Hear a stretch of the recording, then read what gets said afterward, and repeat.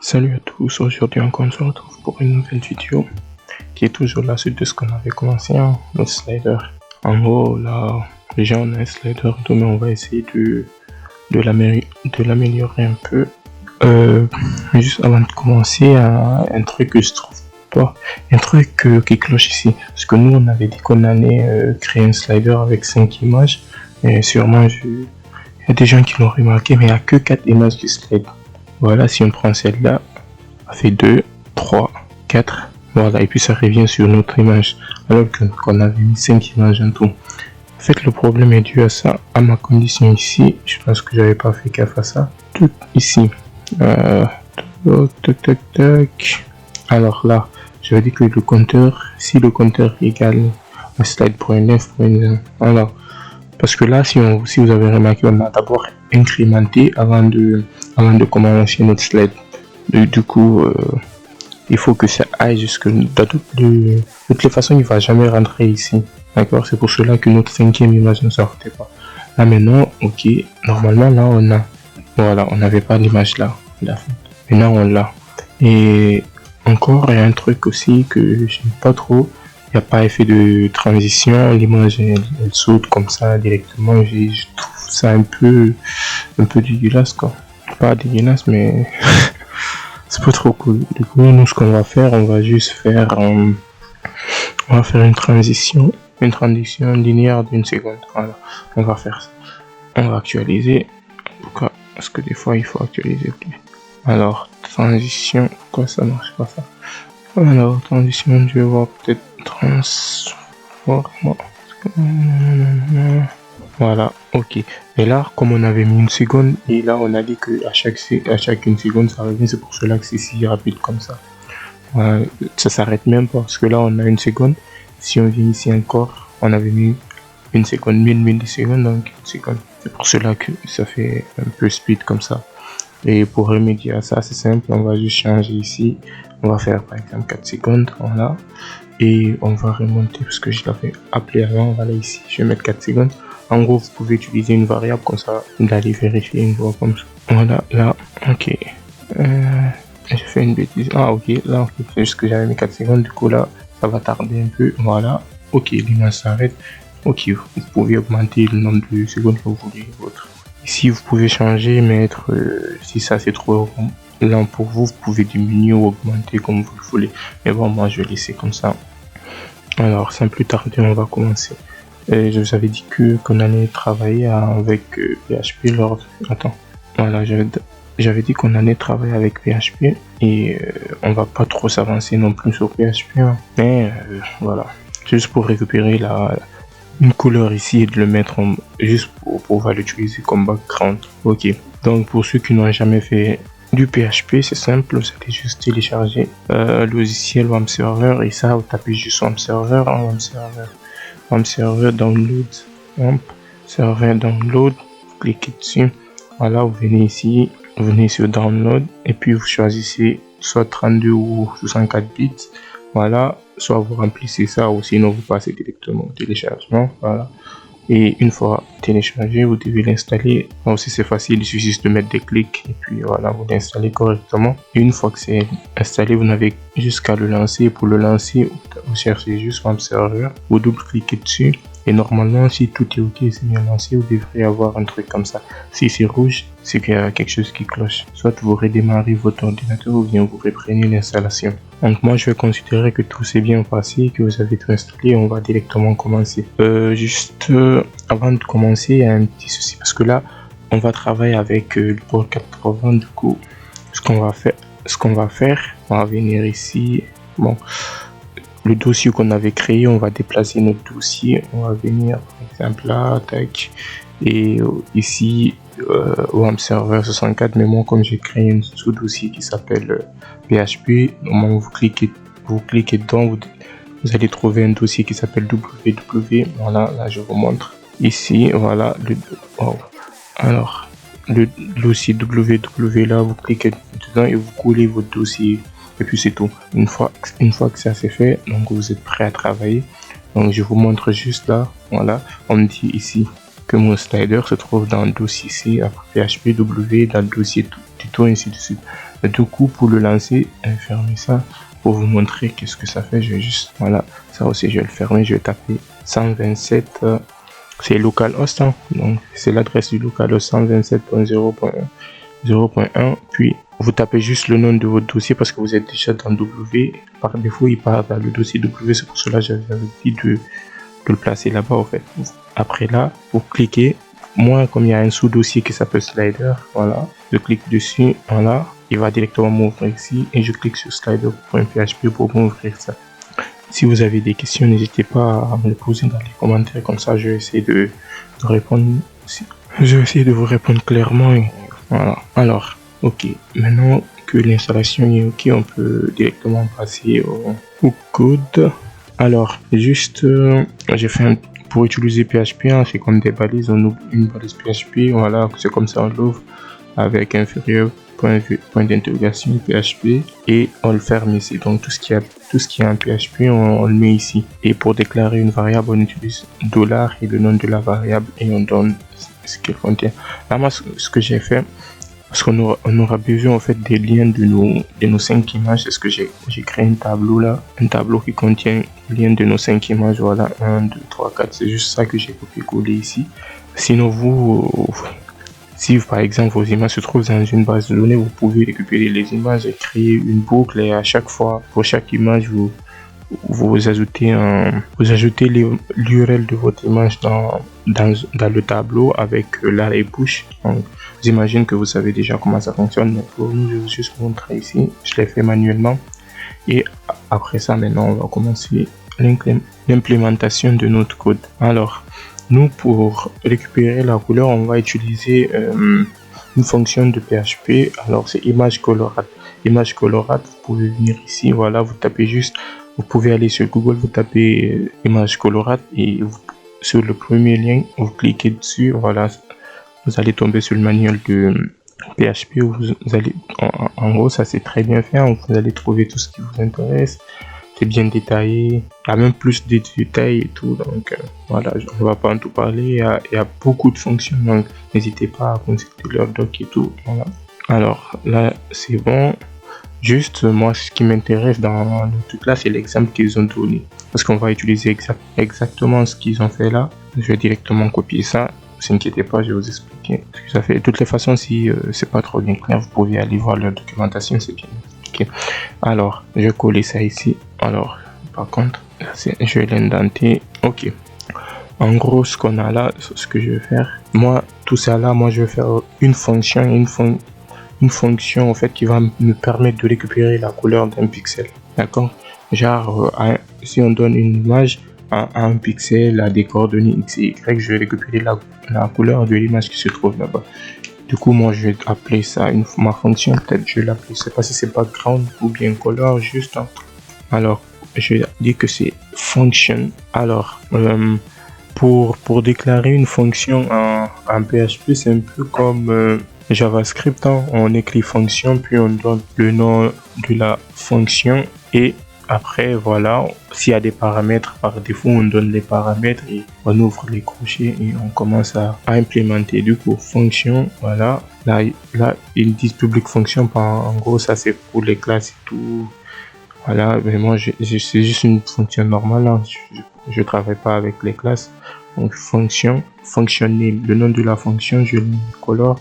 En gros, j'ai fait ça juste pour vous montrer le truc, sinon je pouvais écrire directement. Color. Et voilà, type, ce que je vais donner moi, c'est l'URL que je vais donner comme ça. Je vais donner l'URL, ok, URL, d'accord. Je vais donner l'URL, sans oublier $, parce qu'il faut utiliser $ pour déclarer une variable. Ok, là c'est bon. Et maintenant, ce que je vais faire, tout ça là, sauf le vardom, parce que pour l'instant, j'ai pas besoin. Moi, le vardom, pour l'instant, il m'intéresse pas beaucoup. Voilà, ok.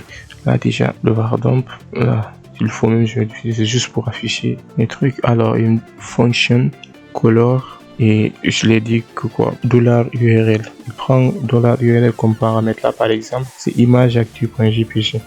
Alors, j'ai dit le créer. Alors, moi, je vais utiliser plutôt le JPG. Voilà. Et là, je vais pas donner l'URL directement parce que là, on considère que c'est une image. Moi, je vais donner l'URL, $URL. Voilà la variable que j'ai donnée en paramètre. Ok.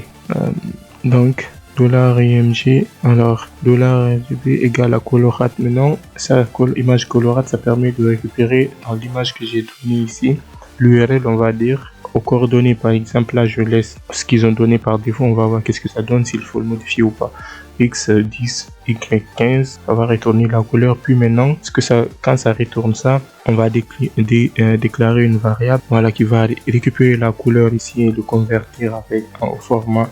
Là, je sais pas si vous avez une fois vu cette notation, mais en gros, si vous avez fait C ou C++, je crois, normalement vous l'avez vu, ce qui permet de déplacer à droite et affecter. En gros, c'est les binaires avec les chiffres et tout, vous déplacez de chercher après comme il y a plein de zéros et tout, vous déplacez à ce puis vous affectez, voilà. En gros, là, on affecte à R la valeur au fait. Là, vous pouvez remplacer, si vous pouvez utiliser 255, parce que le OXFF, c'est comme si c'était du 155. D'accord?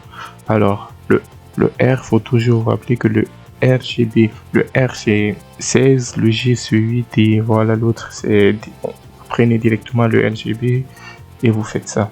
Ok. Du coup là, ce que je vais faire, je vais juste déclarer un tableau que je vais nommer color et ce tableau, ça sera un array. Hein, un array, c'est comme ça, on utilise le mot array ou bien la fonction array pour déclarer un tableau. Voilà. Et une fois qu'on fait ça, on va maintenant faire un array push. Voilà, array push, ça permet d'ajouter un truc dans un tableau. Array push avec le tiré du 8. Voilà, array push. Moi, je vais faire ajouter le R. En gros, je vais avoir un tableau qui contient le R, le G et le B. Le R, le G et le B. Sans oublier d'abord, le premier truc, c'est notre tableau. Bien sûr, c'est notre tableau. Voilà. Ah, désolé, c'est color. Voilà. Color maintenant. Et d'autres deuxième paramètre, c'est l'argument. C'est ce qu'il y a. En gros, ça veut dire qu'on prend le R là, on l'ajoute ici, dans le tableau color. On fait pareil avec array push. Array pop, c'est pour supprimer. Voilà, ainsi de suite. Array push. Dans notre tableau color. Alors, color, notre variable, notre fonction, color, et on lui donne comme couleur le G, RG, et on fait pareil pour le B. Vous pouvez copier ça. Si c'est un peu long pour vous, vous pouvez avancer un peu. $color et le B. Donc le rouge vert bleu là. Voilà. Là c'est bon, j'ai ça. Et à la fin, ce que je vais faire, je vais retourner ça. Return $color. Ok. Ah, point virgule. À la fin, je retourne ça. Puis maintenant, il faut voir si c'est correct. Ce que je vais faire, juste faire ici, je vais déclarer tab color, peut-être un tableau de couleur en fait, juste un tab color que je vais dire que c'est égal à quoi? C'est égal à ma fonction color qui prend comme paramètre. Là, je vais lui donner juste l'image, l'URL d'une seule image. Ouais, je vais prendre la première actu. .jpg. On va juste voir qu'est-ce que ça donne. Un jpg et non un jpd. Voilà. Ok, qu'est-ce que je raconte? Voilà, jpg.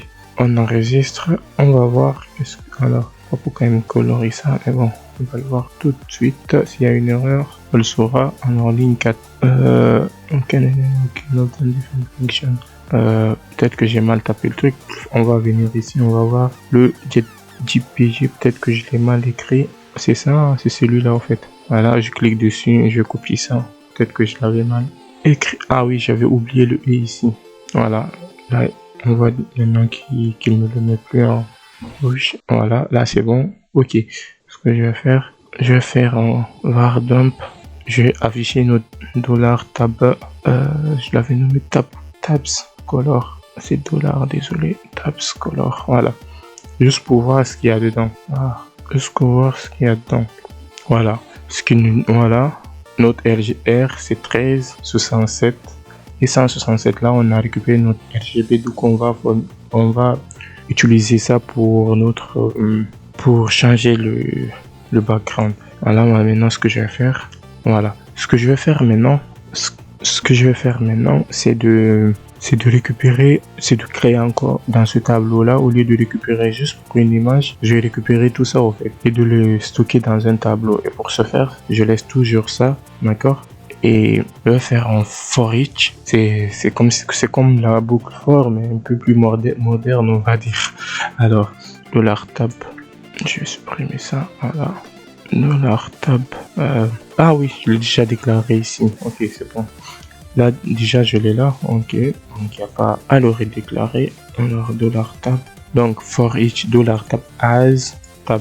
Donc, cela veut dire qu'on parcourt notre tableau et chaque élément est appelé tab ici. $tab, toujours mettre le dollar. Alors, $tab. Du coup, maintenant, notre $tab contient notre value, d'accord? Et là, ce qu'on va faire, on va faire un array push, comme ce qu'on vient de faire tout à l'heure là, hein. Array push, et on va faire, avant ça, on va déclarer notre variable ici, tabs array égale à array, voilà, parce qu'on, voilà, et on va dire ici que quoi, $tabs array, et on va lui donner $tab. Donc c'est comme, en gros, c'est comme si on faisait copier-coller, mais avant ça, c'est pas le $tab qui nous intéresse nous, mais c'est la fonction color appelée sur ça. Voilà, color avec S, la fonction color appelée sur ça. Voilà, et là, ok, on a ça. Et à la fin, on va juste faire un var de notre $tabs array. Ah, voilà. Je pense que là, c'est bon. Ok, on va voir qu'est-ce que ça va donner. Voilà, là on a combien, on avait combien, 1, 2, 3, 4, on a 4 images, maintenant on a notre couleur ici, d'accord. Maintenant ce qu'on va faire, on va transférer ça, on va utiliser cette variable là dans notre JavaScript. Juste c'est un petit souci ici, pour transférer notre variable ici, on a une variable déclarée dans notre PHP ici, et on veut l'envoyer dans notre JS, voilà, et notre JS se trouve pas dans notre code ici. En fait, il y a plusieurs manières de le faire. Imaginons par exemple, on avait écrit notre code JavaScript, on l'avait écrit ici directement. On pouvait utiliser le JSON encode qui permettait de récupérer directement les variables déclarées ici, d'accord. Mais nous, on ne travaille pas maintenant. Là, on travaille plus dans un fichier PHP parce que là, on travaille sur ce fichier, d'accord. Et ce fichier-là, il n'a pas d'extension pour un PHP, mais il a une extension pour un JS. Donc, pour pouvoir récupérer les variables ici, on va utiliser notre DOM en fait. On va utiliser notre HTML parce que c'est la seule liaison qui existe entre notre fichier PHP et notre fichier JS. C'est notre code HTML. Du coup, ce qu'on va faire ici, on va créer un input et dans le value, on va mettre les valeurs de notre tableau dedans, voilà. Et après maintenant, on va récupérer ces valeurs dans notre JavaScript. En gros, c'est comme si c'était une sorte de pont qui existait entre les deux fichiers. Ok. Bon, dit comme ça a l'air un peu compliqué, mais bon, on va directement le coder et vous-même vous allez voir que c'est vraiment trop simple à mettre en place, quoi. Du coup, pour un début, ce que je vais faire, moi, je vais directement implémenter mon truc. Je vais directement l'implémenter avec un input type text. Comme ça, on va voir qu'est-ce qui s'affiche et on pourra modifier comme on le souhaite après. Du coup, là, je vais mettre hors bloc. Je vais juste mettre un input type text. Et dans le value, qu'est-ce que je vais mettre dans le value? Dans le value, ce que je vais mettre, c'est notre tableau. C'est les valeurs de notre tableau. Mais on va pas le mettre comme c'est un tableau. Il faut d'abord transformer ce tableau là en chaîne de caractères. Et pour ça, on va écrire notre balise PHP ici. À chaque fois qu'on utilise du PHP, on est obligé de le mettre dans une balise, en fait. Alors, on va utiliser notre fameux for each ici encore. Voilà. Et for each, notre for each ici, attention à ne pas le coller. $tabs color, tabs array, non, c'était ça, je pense. Attends, je pense que je l'avais copié, non. Voilà, $tabs array as color, d'accord. Comme ce qu'on avait vu, hein, as. Oh, j'oublie souvent le $. Alors, as color, et on va ouvrir notre bout et on va le faire. Sans oublier, on va le fermer ici directement. On va le fermer ici pour ne pas qu'on oublie. Ok. Du coup, qu'est-ce que j'ai fait? On va le fermer ici. PHP. Voilà. Et on va le fermer ici. Ok. Là, c'est bon. Une fois qu'on a ça, on doit maintenant afficher notre texte dedans. genre nos tableaux qu'on va transformer en truc. Je pense que là, parce qu'on n'a même pas besoin, on peut directement utiliser un écho directement ici. Hein. Au lieu de le fermer, on va passer directement par un écho. C'est mieux, c'est plus simple. On va faire un écho. Et écho, ce qu'on va faire, on va imploder le truc. Implode, c'est comme le truc, c'est comme le join de Java, de JavaScript pour ce que c'est demande, c'est quoi implode, et on va le séparer par des virgules. Et qu'est-ce qu'on veut séparer? C'est notre, en gros là, pour chaque élément de notre color, parce que là, color c'est un tableau de tableaux, ok? C'est un tableau qui contient nos éléments. Comme c'est un tableau de tableaux, d'abord on va récupérer un tableau et uploader ce imploder ce tableau pour obtenir les informations qui nous intéressent. Donc nous ici c'est $colors, d'accord? $color. Une fois que j'ai ça, je peux directement mettre un point virgule ici. Mais je pense que je vais faire un point pour le concaténer avec. Pour l'instant, je vais rien concaténer, je vais juste laisser comme ça. On va voir qu'est-ce que ça va donner ici sur notre code. Voilà. Là, on a notre input qui contient voilà tout ce qu'on devait faire. Voilà. Et voilà. Maintenant, ce qu'on veut faire en JavaScript, c'est de récupérer notre input ici et de l'afficher. On va directement venir faire ça vite fait ici. Alors, je vais pas. Par contre, pour récupérer, on doit donner quelque chose à récupérer. Allez, je vais lui donner un ID, un identifiant. Bon, trans, c'est trop long. ID égale à trans. Trans comme transition, en fait, pour ce qui nous permet de récupérer les informations. Du coup, c'est ce trans là que je vais récupérer de l'autre côté. Donc, on va dire que quoi? Ici, je vais déclarer trans qui est égal à notre document, notre dom.getElement by ID, parce que là, c'est l'ID que je l'ai donné. Là, je vais juste donner trans. Voilà. Et là, si je mets, par exemple, un console.log de trans, on va voir qu'est-ce que ça va donner. On va examiner notre élément console.log. Alors, avant is not defined. C'est quoi ça? Ligne 11. Ah, c'est pas qu'est-ce qu'il me prend avec les points virgules et les virgules. Là, voilà. Là, on a ça. On a notre value ici. C'est ce qu'on a récupéré ici. Voilà. Donc, du coup, nous, ce qu'on veut faire ici, c'est de récupérer 13, 67. C'est trop long, ça. 21. Il y a des virgules sûrement qui manquent. Attends. Ces variables là, je trouve un peu bizarre. Alors, $color, un var dump de $tabsarray. En fait, c'est pour voir pourquoi il met des trucs bizarres là. Voilà, ah ok, c'est juste que c'est des trucs qui sont collés. Ok, alors, ah d'accord, je sais pourquoi, parce qu'il n'y a pas d'espace entre les trucs, c'est pour cela que c'est collé. Ok, là déjà, ok, c'est bon. On va venir ici, voilà. On était où déjà? Ici. Alors, c'est ici, tac, là où je l'ai envoyé ici. Et là, j'essaie de faire un séparateur ici. Je vais le joindre avec ça, par exemple. Voilà. Comme ça, on aura un truc de ce genre. Là, je laisse toujours ça ici, c'est pas grave, je le supprime après. Voilà. Là, on a 1367, 167. Vous voyez bien que maintenant, le séparateur, il est là. Le séparateur, il est là. Le séparateur, il est là. Du coup, moi, je vais récupérer tous les éléments qui se trouvent avant les séparateurs et tout. Et pour cela, je vais utiliser une fonction JavaScript. Alors, je vais pas faire ça. Alors, je vais définir une variable color. En gros, vous pouvez faire quelque chose de plus optimisé, mais moi, je fais juste un truc qui marche, moi, en fait. Alors, letColor, c'est égal à quoi? Trans.split, je pense que c'est comme ça que je l'avais mis, mon séparateur. Allez, je pense que je l'avais mis comme ça. Alors, je vais mettre un console.log de color. Voilà, j'actualise, je reviens là. Trans.split is not a function. Alors, pourquoi il me dit ça? Ah, je vois, d'accord. Alors, c'est normal. Ici, voilà, point value. J'avais pas, désolé, mais j'avais pas récupéré le value. C'est voilà, là normalement c'est bon. Et alors, je vais enlever ça parce que ça m'empêche de bien voir le truc. Alors, voilà, ok, là on est bon. Et ici, si je reviens console.log maintenant de color, normalement on est censé voir un tableau qui contient les couleurs en fait. Voilà, là on a ça, notre première color, deuxième, troisième, quatrième et cinquième. Voilà. On a un truc de plus. Sur... Ouais, parce que je l'ai mis à la fin, donc c'est pas grave. De toutes les façons, on va pas s'en servir.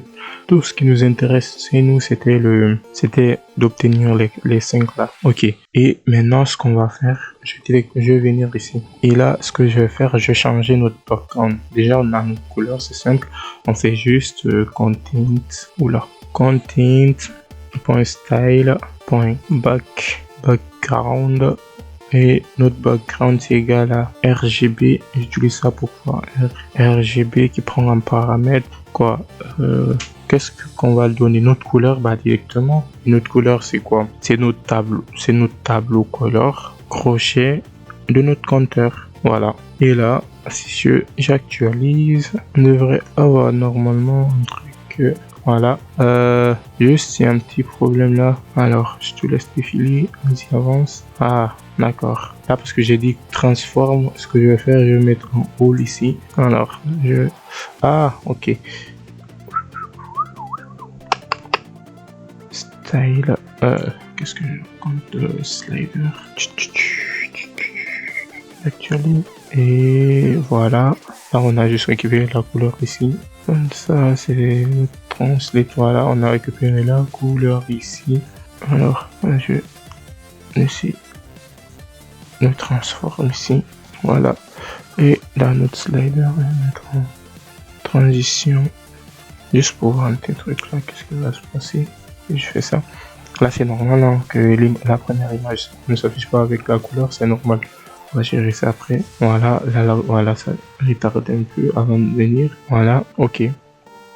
Là, c'est bon, on a notre couleur. Bon, si vous pouvez récupérer, par exemple, la couleur là et tout. Et normalement, quand j'avance, voilà, quand je clique la couleur, voilà, ça change. Voilà, c'est intéressant. Par exemple, là, si je viens ici, je vais essayer de récupérer peut-être là.